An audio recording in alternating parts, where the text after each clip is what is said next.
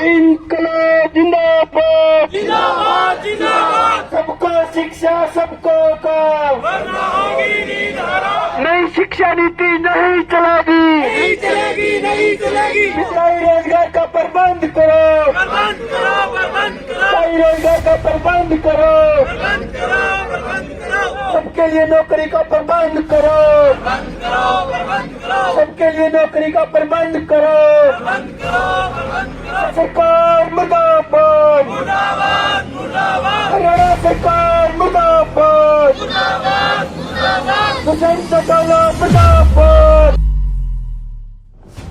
नमस्कार, आप देख रहे हैं एबीसी इंडिया। मैं अमित भोबिया। ये जो नारे आपने सुने, ये इनकलाब जिंदाबाद से शुरू हुए और हरियाणा सरकार मुर्दाबाद पर और दुष्यंत चौटाला मुर्दाबाद पर जाकर समाप्त हुए। हरियाणा के ये युवा ऐसे नारे क्यों लगा रहे थे, इसको जानने के लिए हमने उनसे कुछ सवाल पूछे। उसके बाद इन युवाओं ने जो बोला वो सरकार को कटघरे में खड़ा करता है। हमने पहला सवाल पूछा कि सरकार से आपकी मांगे क्या हैं। हमारी मांग यही है कि जो बेरोजगार युवा हैं घूम रहे हैं उनको सभी को रोजगार दिया जाए। ठीक है, हमारे हरियाणा में 4-4.5 लाख पद हैं जो खाली पड़े हुए हैं, उनको भरा जाए। और जो हरियाणा में निजीकरण हो रहा है, जैसे स्कूलों का निजीकरण हो रहा है, वाटर वर्क्स वगैरह चीज़ों का निजीकरण हो रहा है, इन सेक्टरों को रोका जाए। ठीक है, ज़्यादा से ज़्यादा सरकारी चीज़ों को बढ़ावा दिया जाए। जो दिनों दिन बेरोजगारी बढ़ती जा रही है उसको हमें जो दिन नौकरियां प्रदान करे और हम युवा ऐसे बेरोजगार ना फिरे। ये सरकार से ये मांगे है कि जो युवा है बेरोजगार युवा है उनको रोजगार दिया जाए। यहाँ नज़दीक गांव चौटाला, आशाखेड़ा, अबुकसर, सुकेरा खेड़ा, इन 2-3 गांवों के जो युवा साथी है वो इकट्ठे हुए हैं। हम दूसरा सवाल पूछ ही रहे थे कि युवाओं ने आंदोलन की चेतावनी दे दी। बेरोजगार युवा कन्वेंशन जो उचाना में हुई थी, उसमें कॉल दी गई थी कि पूरे हरियाणा में बेरोजगारी को लेके एक अभियान चलाया जाए और एक आंदोलन का निर्माण किया जाए, क्योंकि हरियाणा बेरोजगारी में पूरे हिंदुस्तान में भी पहले नंबर पे है, 33% की बेरोजगारी दर के साथ में, जो अपने आप में बहुत विस्फोटक बेरोजगारी की दर है। और बेरोजगार युवा मंच ने आह्वान किया है कि आने वाली 27 अक्टूबर को, 26 अक्टूबर को दशहरे का दिन है और दशहरा रामायण के चैप्टर के खत्म होने के लिए जाना जाता है। और 27 अक्टूबर से नौजवानों की रोजगार को लेके महाभारत शुरुआत होगी हरियाणा में। और 27 से उचाना में जो दुष्यंत चौटाला है, उप मुख्यमंत्री के विधानसभा क्षेत्र से लेकर के 1 नवंबर तक पूरे हरियाणा में होते हुए पैदल मार्च नौजवानों का ये लॉन्ग मार्च निकाला जाएगा। और करनाल में एक बड़ा और व्यापक प्रदर्शन 1 नवंबर को हरियाणा दिवस के मौके पर होगा। फिर हमने युवाओं से पूछा कि आपने कितनी बार फॉर्म अप्लाई किए और आपने क्या क्या पढ़ाई की। बीए कर रखी है, जेयूटी कर रखी है, बीएड के लिए बीएड प्रीवियस साल पहला मेरा है। और जॉब के लिए मैंने 15-20 बार फॉर्म अप्लाई किए हैं। और प्राइवेट सेक्टर में भी कहीं रोजगार के लिए फॉर्म मैंने अप्लाई किया था पर वहाँ मिल नहीं पाया। और अब संघर्ष जारी है कि ये जो निजीकरण कर रही है सरकार, इसके लिए इसका मकसद यही है कि इन सरकारी सेक्टरों को बेचा जा रहा है और इसलिए नई भर्ती कर नहीं रही है सरकार। 5-6 बार फॉर्म अप्लाई किया है। इलेक्ट्रिकल जेई का मैंने कोर्स कर रखा है, उसके लिए मैंने अप्लाई किया था। मैंने 10 से 15 बार फॉर्म अप्लाई कर दिया, लेकिन अब तक कोई रोजगार नहीं है।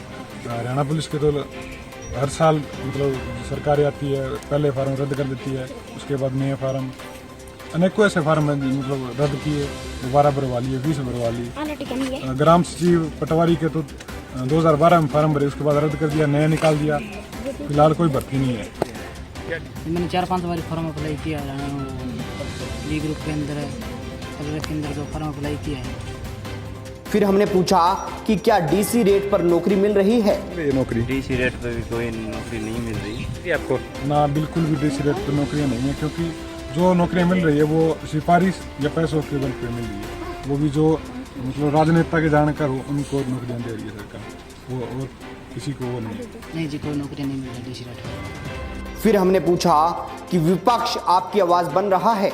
अगर हम आज देश और प्रदेश में देखेंगे कि इस लॉकडाउन के अंदर जो भाजपा सरकार ने जनता विरोधी फैसले करके और खासकर नौजवानों के जो सरकारी भर्ती ना करने का जो फैसला लिया है सरकार ने कि अगले 1 साल तक भर्ती नहीं करेंगे, तो सवाल बनता है यहाँ पर कि नौजवान क्या करेंगे। नौजवानों के सामने बड़ी चुनौती है कि इस महंगाई के दौर में पढ़ लिख लिए लेकिन नौकरियाँ नहीं है। बात रही विपक्ष की, अगर हम पीछे का राज देखेंगे, मोदी सरकार को आज 5 साल की पहले की योजना 1 साल ये यानी 6 साल से पहले देखेंगे तो कांग्रेस का राज था और कांग्रेस भी इनकी माँ बनी हुई थी कि कांग्रेस भी अपने ही स्वार्थ के लिए सरकारी सेक्टरों को बेच रही थी। इन दोनों में एक फर्क यही देखा जा रहा है कि कांग्रेस की जो नीतियाँ थी वो धीरे चल रही थी, बीजेपी तेज लेके जा रही। दूसरी चीज, कांग्रेस सांप्रदायिक ताकतें नहीं बढ़ा रही थी, कम थी उनके राज के अंदर,